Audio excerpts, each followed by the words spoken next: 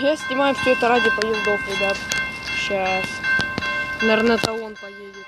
Я больше не приближает камеру, только вот на 2. Конечно, я домой тороплюсь, ну ладно. Это, наверное, сейчас он поедет, да? Антон, Фарисей. Нет, это Антон. Это не Фарисей. Ну, кто там поедет-то? Ну, скажу бабушке, что загулялась. Что ж, я тороплюсь домой. Придется тогда мне на ту сторону, там, где корабли, там, где порт, придется мне туда, конечно, не заворачивать, потому что, чтобы успеть домой. Я еще погуляю. Ну, я редко, конечно, выпадает, когда гуляю. Вот обычно, когда время свободное, когда в школу ходить не надо. У нас же праздник просто, поэтому в школу не надо. Но это не Новый год, это другой праздник. Вот израильский Ханука.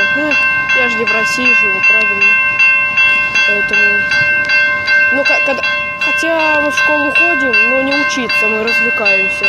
Да и то в 2 приезжаем, но я сегодня не ходила. Во-первых, я проспала, а во-вторых, мне все равно не хочется.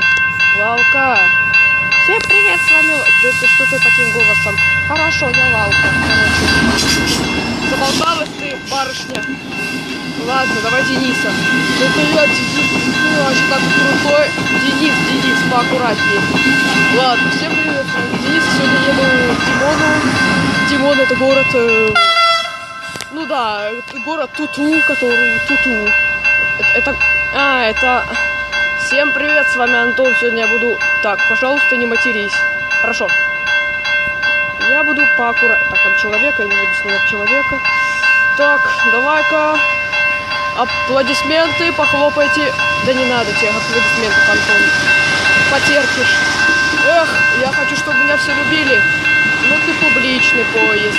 Хулиган публичный. Если ты будешь так вымогать аплодисментов, тебя будут считать просто хулиганом. Ну, или вандалом. Согласен? Согласен, умница.